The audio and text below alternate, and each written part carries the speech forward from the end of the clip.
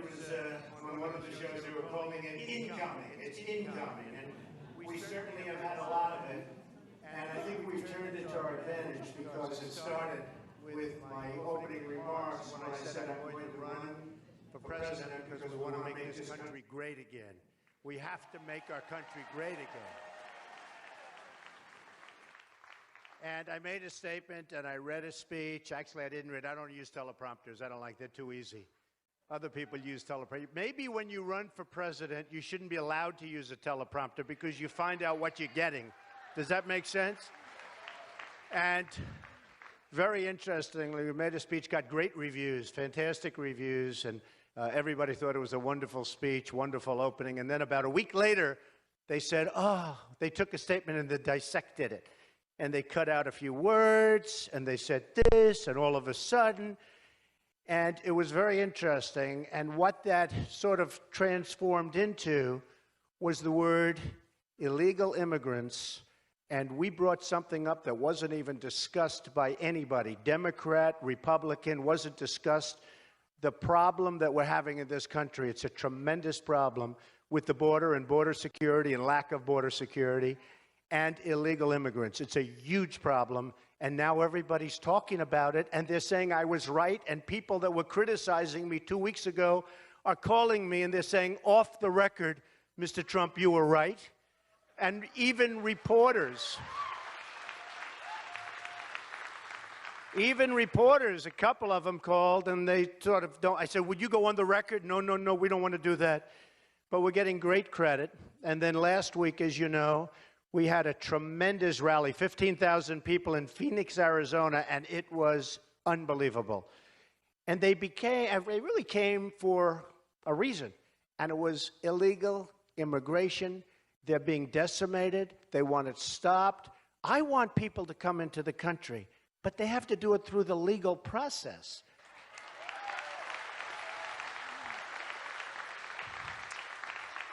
And we can open up the legal process and make it go faster and all of those things, but it has to be a legal process. You can't have people just pouring into the country. So I was out there and I was taking tremendous abuse, unbelievable abuse actually, and people said, would you apologize? Would you apologize? And then there were tremendous crimes that were being noted after my speech. And then you had Magnificent Kate from San Francisco, killed by an illegal immigrant who was forced across the border back to us, in my opinion, forced by the Mexican government, back to us, and that was taking place, and 5 times back into our country, and the 5th time was not good because Kate should be with us, and she's not with us. She was an amazing person from everybody's standpoint, and she's not with us. And then other things happened, so many other things. And now people are looking and they're seeing what's going on. So that's become a very, very big topic, illegal immigration. And I can say in terms of setting the standard and setting the force, it would not even be discussed right now, folks. And it's going to be something I think that's going to be one of the hot buttons. Now, I watch as politicians are trying to claim that, and that's okay with me. You know, they're all talk, no action, so they won't do anything anyway, just so you understand. They can talk all they want. I mean, I got a little dose of it. I was coming up, and I see your senator. What a stiff. What a stiff. Lindsey Graham. By the way, he's registered 0 in the polls. 0. He's on television all the time. So this morning, you know, they told me, Mr. Trump, because Bush said, my tone's not nice. My tone. I said, tone, we need tone. We need enthusiasm. We need tone. It's true. But they said, and actually Hillary Clinton said, I don't like his tone. We have people having their heads cut off, Christians, in the Middle East. We have people that are being dunked in cages and drowned in the Middle East. We have border security that doesn't exist, and it's not because of our incredible border folks. I mean, they can do the job, and we can build a wall. And by the way, Mexico can pay for the wall, just so you understand. You know, all of these guys say, oh, they'll never pay. Of course they'll pay. If you have the right guy negotiating that, they'll pay. They're making a fortune. And I have a lot of respect for Mexico, by the way. A lot of people said, oh, he doesn't like, I love Mexico. And I love the Mexican people. I've had thousands of Mexicans working for me. I sell apartments for millions of dollars to people from Mexico. They love me. They love me. All of a sudden, I had this thing about, and by the way, Nevada just came out with a poll. And I said, I will win the Hispanic vote. I'm the only one that's going to win the Hispanic vote because I'm going to take jobs from China and Japan and Mexico and lots of other places. We're going to bring them back here, and they're going to work. They're going to be legal in the country. They're going to work. Everybody's going to be happy. They're going to make money. So I love the Mexican people. I love the Mexican people. I love Mexico. I really like Mexico. It's a great place. The problem we have is that their leaders are much smarter and sharper and more cunning than our leaders. Are you shocked to hear that, by the way? Is anybody not sharper and more cunning and smarter than our leaders? Any country in the world? Do we make any good deals anymore? Trade? When was the last time you said, oh, gee, we beat China in a trade deal? Doesn't happen. We beat Japan in a trade deal. I see their boats. I was in Los Angeles. I see these ships come in. Biggest ships I've ever seen. Millions of cars coming into this country. Millions. Ships that are 5 times longer than this totally sold out building, along with the amphitheaters, by the way. The press never reports that. They never report that. But that's okay. I was going to actually bring the press, have them sit over here so they see. But totally, just biggest ships. Cars. They just cut their yen. You know, they just cut their currency. Now it's going to be even harder. I tell the story. A friend of mine is a great excavator. That's what he does. He digs foundations. You didn't think I knew people like that. Those are my people, let me tell you. This guy's great. He's a great excavator, and he was very, very upset because his order for new excavators, excavation equipment and tractors, I said, what's wrong with you? He goes, well, I didn't buy Caterpillar. All my life I bought Caterpillar. And now I went to Komatsu. I said, why did you do that? He said, because Japan just cut their currency so low, Donald, that I had no choice. I had to do it. I feel so guilty. He said, but I owe it to my wife and my family and my employees and the company that I built. They couldn't compete with it. And I said, isn't that sad? I said, do you mind if I use that story? He said, use it. What do you mean use it? For what? I said, I'm going to run for president. That's a good story for me, to be honest. But that's happening, and it's happening even worse with China. They manipulate their currency better than any country in the history of the world in history. History. They're killing us. And if you want to do business with China, it's almost impossible. Because believe me, they tax you. We don't tax because we have people that are stupid. You know, free trade, I believe in it. I believe in it. Totally. I'm a free trader. The problem with free trade is you need smart people on our side. Okay? We need smart people. I could take some of the people up here, or I could put them in. They do a great job. But we need smart people. And when you don't have smart people, free trade is not a good thing because it's killing us. So I believe in free trade, but we got to get the right people. Now, China loves me. Who's worse to China than I am? I'm constantly talking about how they're ripping us off, everything else. And yet I just signed a lease with the largest bank in the world from China. They're in one of my buildings.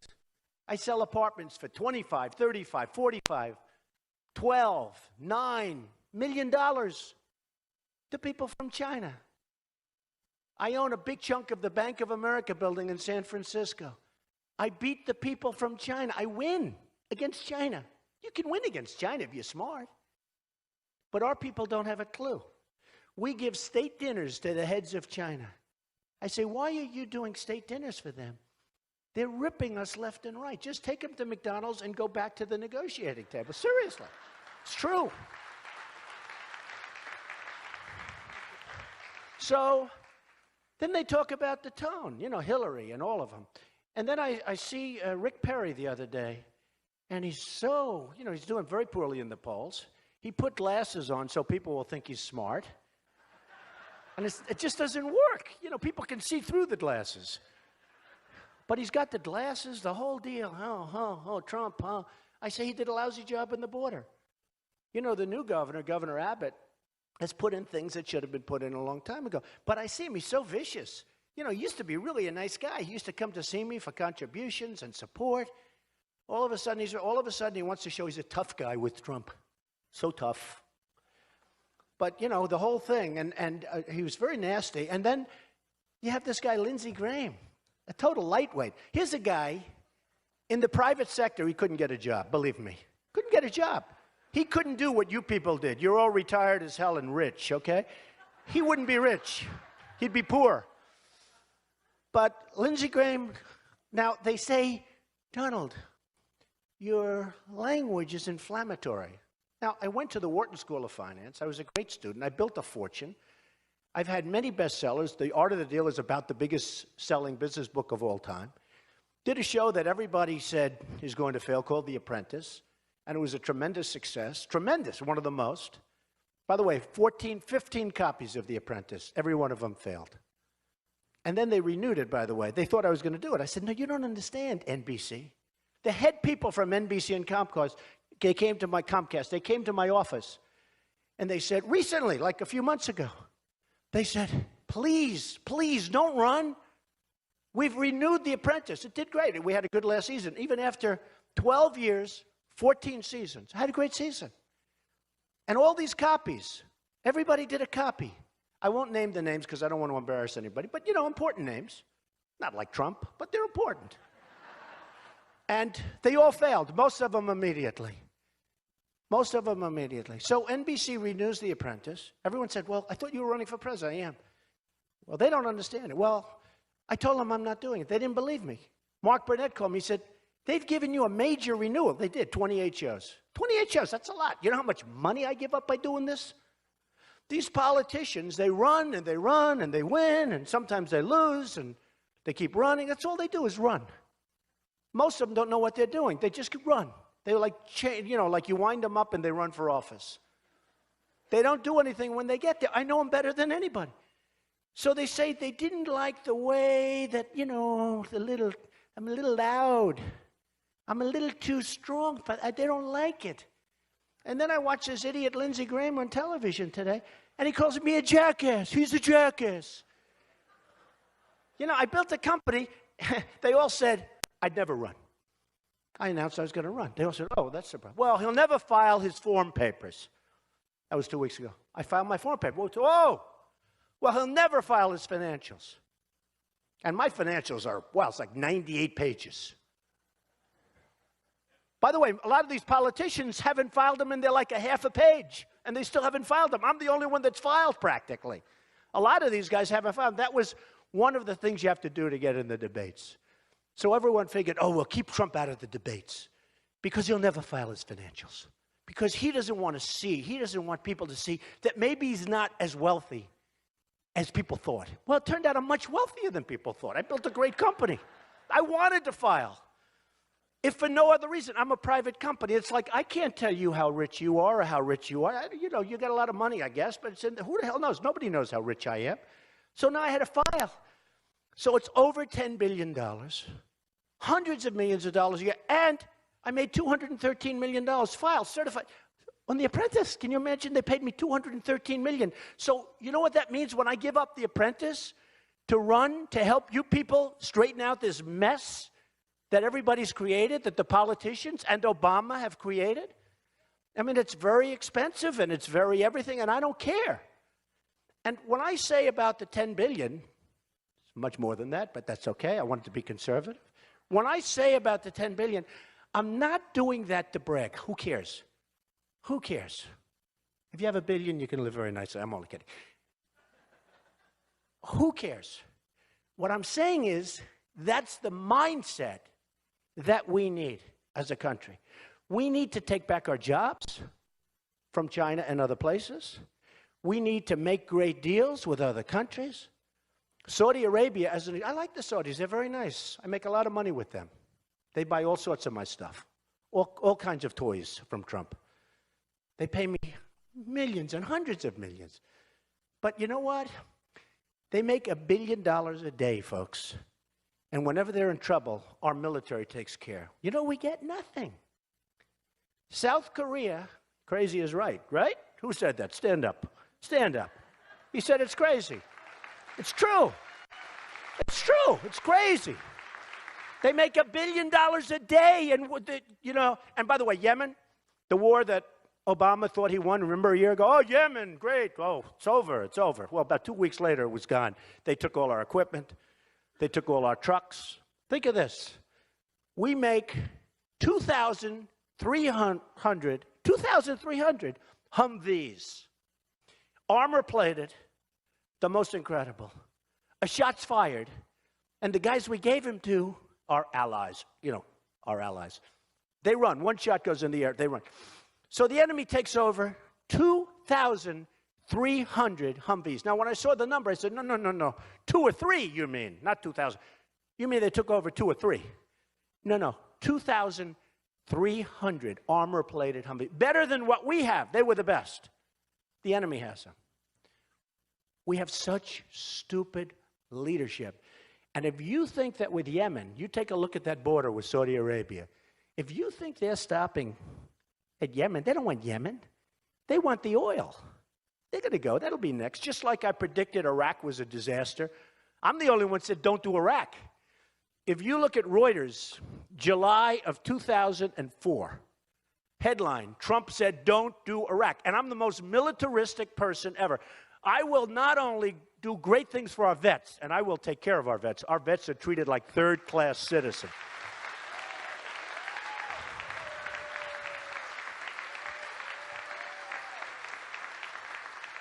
But I will build a military that's so strong that we'll never have to use it because they're going to say, we're not messing with that guy, and we're not messing with that country.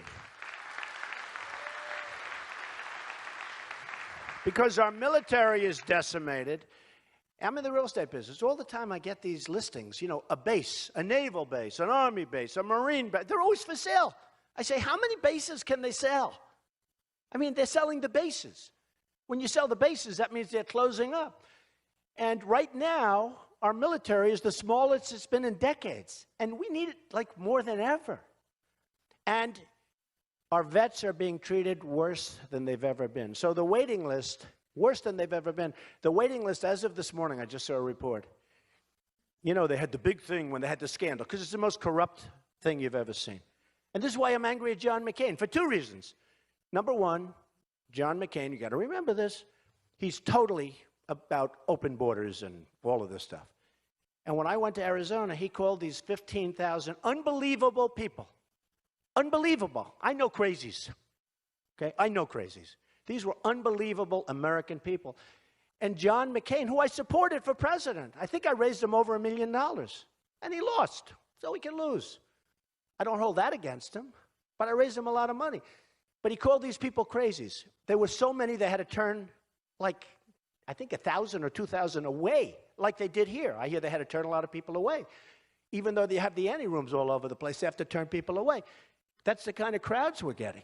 But he said that, and today, I hear the waiting list, the longest it's ever been. I hear it's worse than it's ever been. And 2 years ago, remember, in order to get rid of all of the problems, they threw more money at it. But when you have incompetent people at the top, and they put a new guy, but he's not the right guy. He doesn't know what the hell he's doing, according to everybody I know.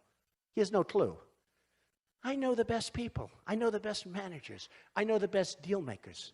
I know people that will make us so strong. I know guys that are so good as managers. A lot of times a deal maker isn't a good manager. And then a manager isn't a good deal maker.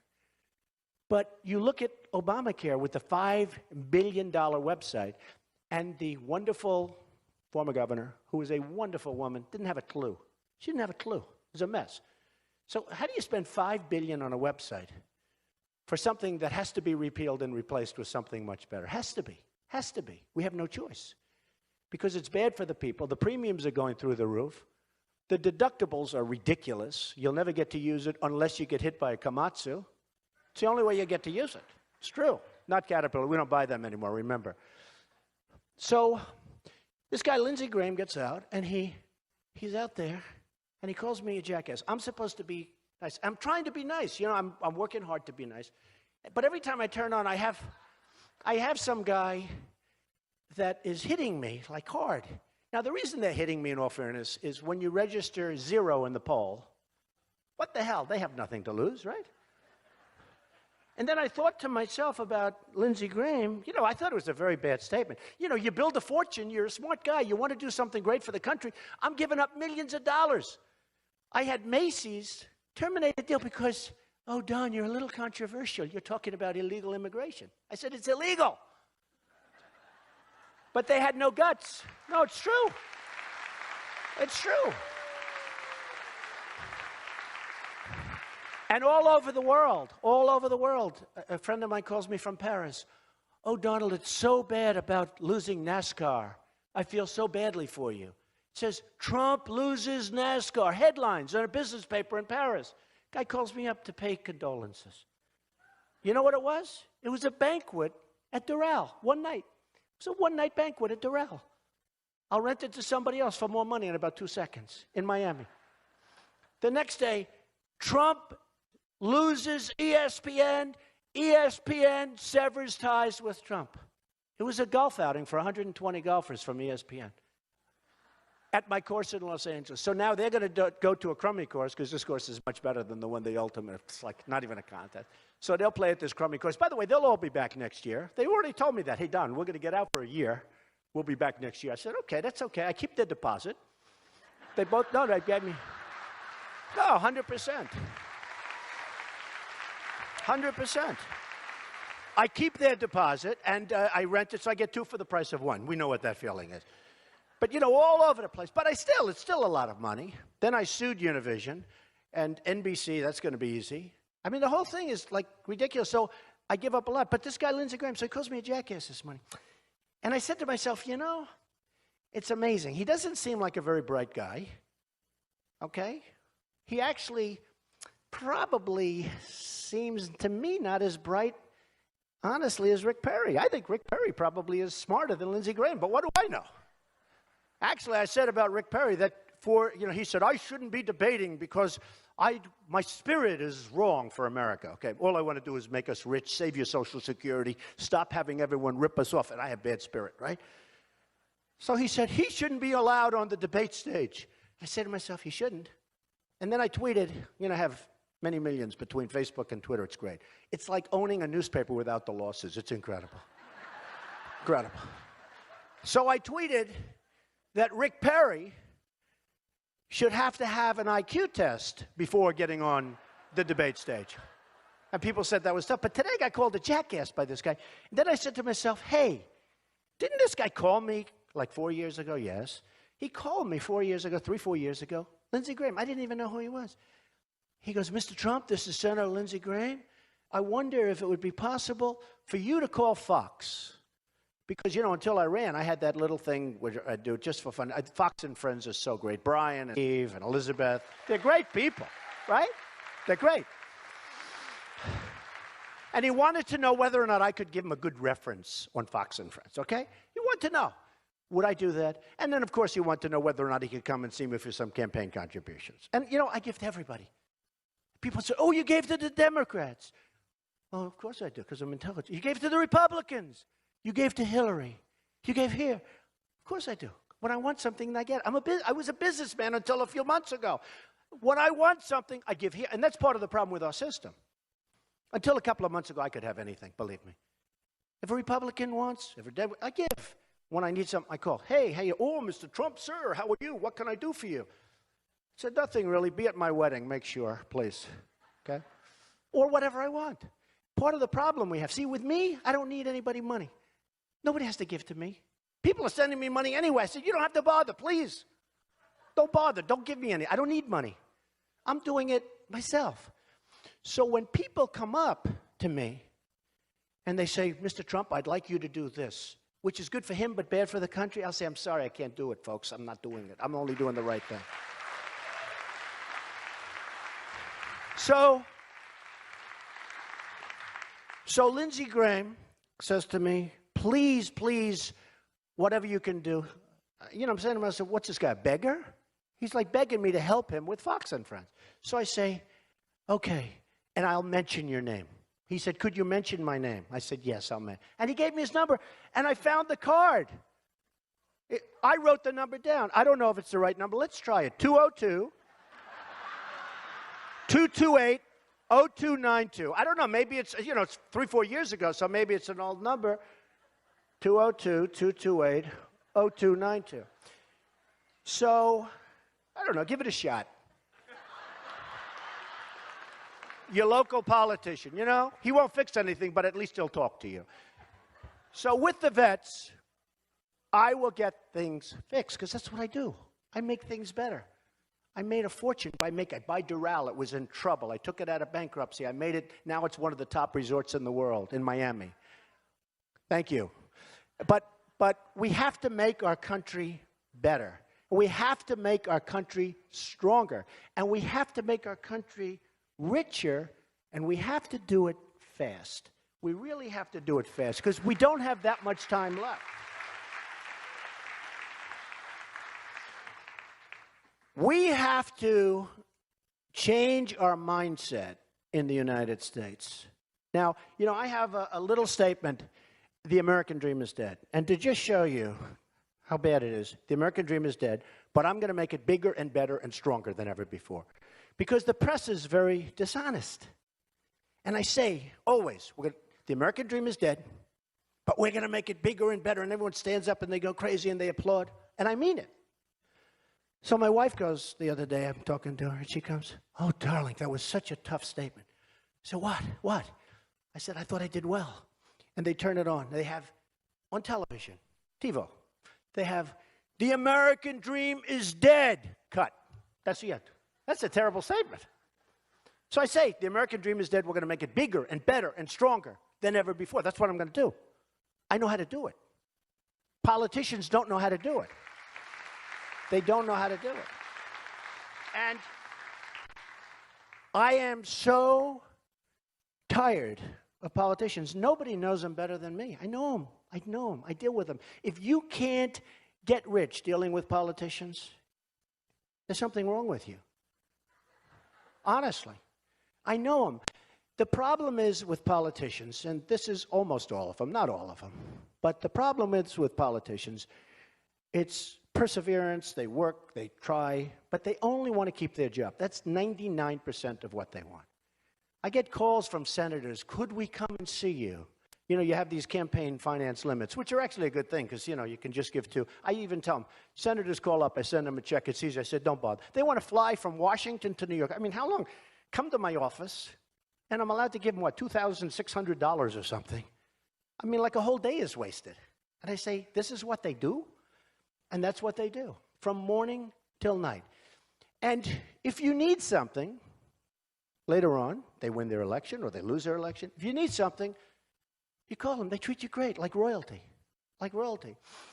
And a businessman, a business person, knows the game. And what you look at, for instance, Jeb Bush. I'm not a fan of Jeb Bush, because Jeb Bush is in favor of Common Core, and he's weak on immigration. Those are two bad things. I think he's a nice person, actually. But he's very in favor of Common Core, meaning he wants your children to be educated from Washington, D.C. by the bureaucrats. Okay? Not good. And he's very weak on immigration. And he's not a deal guy. He's not a deal maker. Who would you rather have negotiating in China, as an example? Trump or Jeb? Or Trump or Hillary? Hi. Okay? Hillary.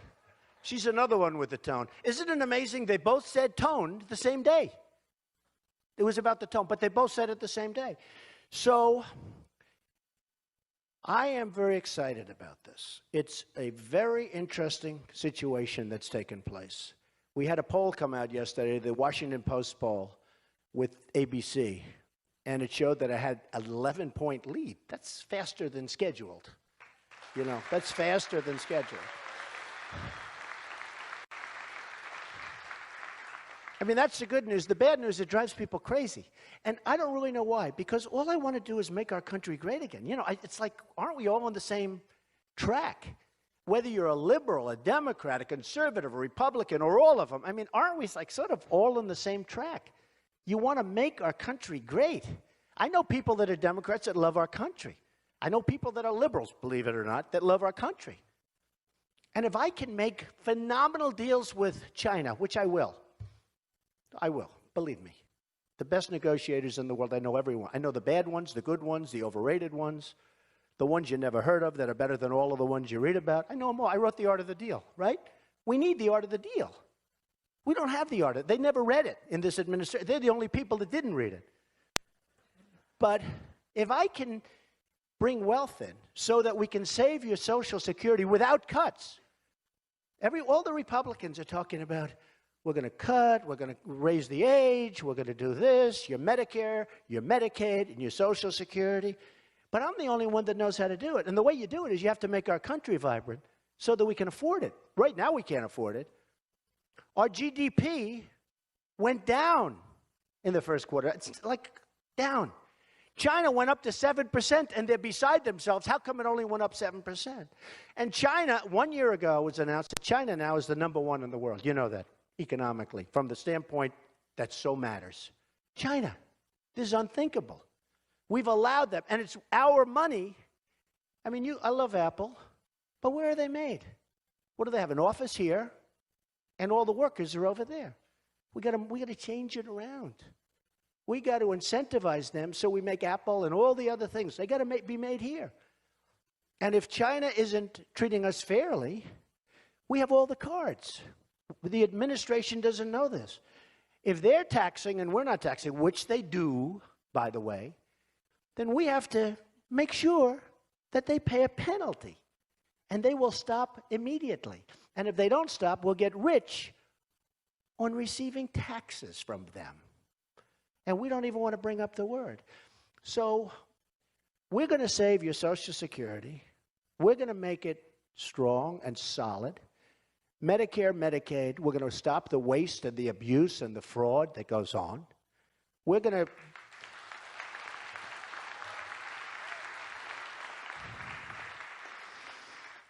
to make proper deals. People mention the Iran deal as an example. What kind of a deal is this? What kind of a deal? I mean, I've seen one-sided deals before. This is like Sergeant Bergdahl. We get a traitor, a no-good, rotten traitor like Bergdahl, and they get 5 killers that they most wanted in the whole world who are right now back on the battlefield trying to kill everybody, including us, okay? What kind of a deal is this? Not good, right? I like that. Stand up. Who did that? I like that. You're right. Lousy. A lousy deal. But we only make lousy deals. I call Obama the 5-for-1 president. We get Bergdahl, they get 5 guys that they dream of, okay? And that's the problem. So the Iran deal, anytime, anywhere, we want to be able to inspect. They got 24 days and notice provisions and all. By the time it could be months and months and months, by that time it's gone. But you know what irks me? Look, having nuclear, my uncle was a great professor and scientist and engineer, Dr. John Trump at MIT. Good genes, very good genes, okay? Very smart. The Wharton School of Finance, very good, very smart. You know, if you're a conservative Republican, if I were a liberal, if I ran as a liberal Democrat, they would say I'm one of the smartest people anywhere in the world. It's true. But when you're a conservative Republican, they try, do they do a number? That's why I always thought of, went to Wharton, was a good student, went there, did this, built the, I have to give my credentials all the time because we're at a little disadvantage. But you look at the nuclear deal, the thing that really bothers me, it would have been so easy, and it's not as important as these lives are. Nuclear is so powerful. My uncle explained that to me many, many years ago, the power, and that was 35 years ago. He would explain the power of what's going to happen, and he was right. Who would have thought?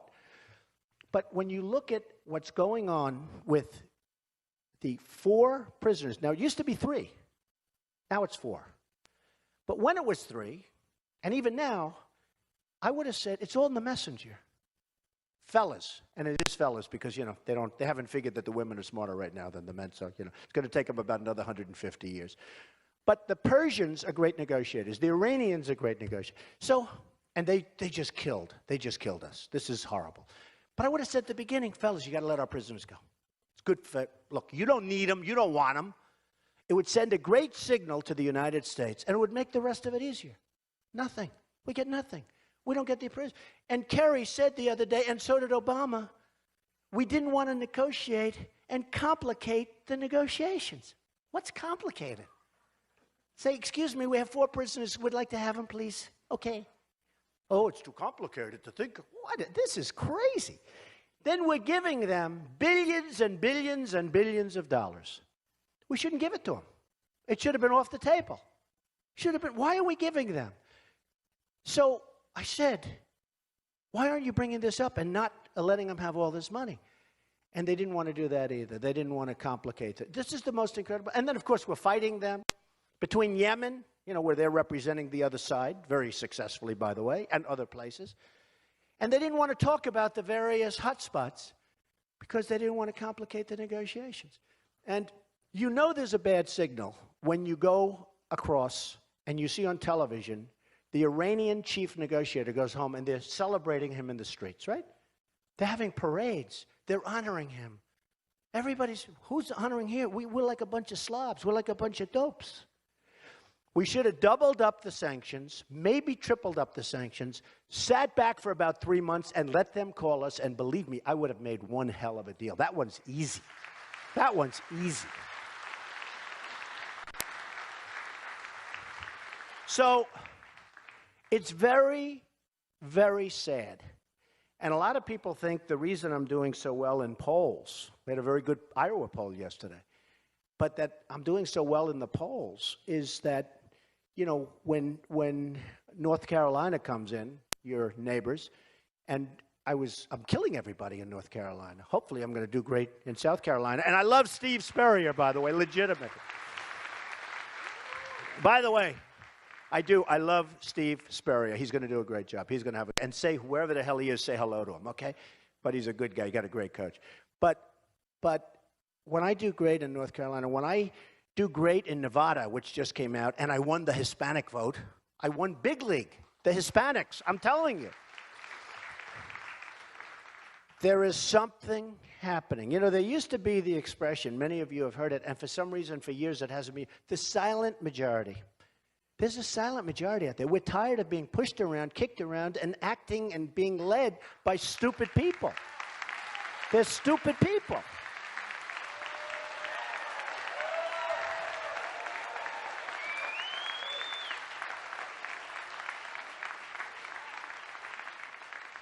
I mean, you have a president who can't just say a few words. Put the flags at half-mast for the 5 Marines that were just killed. Why? Why? Why?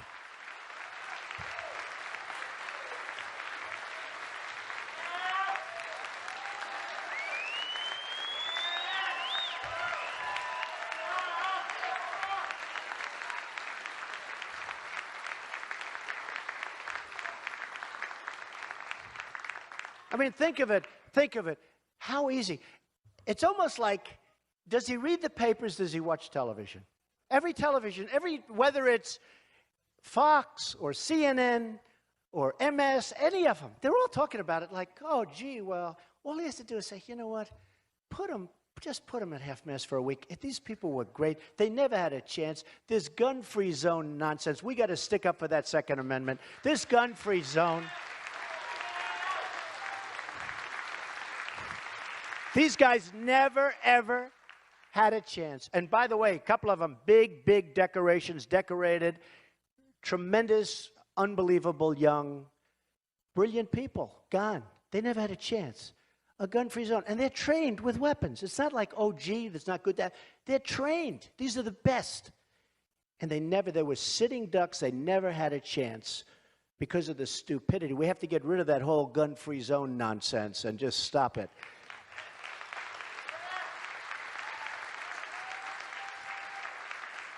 In some of the communities, our recruiting stations and recruiting areas, they actually have civilians surrounding. Can you believe this? Civilians are surrounding that are armed to protect the military soldiers that are our best and our finest, and they're in there, and they don't have guns. So we have civilians surrounding. This is what our country's come to. And Kate from San Francisco, Obama calls everybody, and he sends groups over and send attorney generals over, does investigations and tremendous, you know, everything at the funerals. Kate from San Francisco. Their parents never got a call. Killed by an illegal alien, as we discussed before. Never got a call. Never got. Wouldn't you think, like, man, it's terrible. You know, to have the president, because nothing's going to bring her back, but you'd think it would be nice if he'd call. So it's a very, very sad situation for our country. Our country's doing very poorly. The real unemployment rate is probably 21%. Some people think it's much higher than that. You know, this 5.3 and 5.5, it's total not. You know, you give up looking for a job and you're considered employed. It's a total joke. Bunch of clowns. Bunch of real clowns. But we probably have 21%. A report came out 2 weeks ago, said it's actually 42. The real rate is actually 42%. Could be. But I'm saying 19 to 21%. We have negative growth. We have every country that we do business with looks at us as a patsy. Stupid, stupid people. And everybody's ripping us left and right, no matter whether it's militarily, whether it's with ISIS. I mean, we can't beat ISIS. Tell that to General Douglas MacArthur, we can't beat ISIS. Tell that to General George Patton. Oh, General, we can't beat ISIS. Okay? Did you ever see Obama at a news conference explaining when and where we're going to raid the enemy? In 2 weeks, we're going in through the back, and I'm saying, can you imagine George Patton lying in his grave? He's spinning like a saucer. I can't believe what I'm hearing. And then I say, oh, good, that's smart, because that's camouflage. And he does it. And it turns out to be a tough battle, because they're ready. We need smart leadership. We need brilliant leadership. We have to make America great again. Thank you. Thank you. Thank you. Thank you very much. Thank you. Thank you. Thank you. Thank you.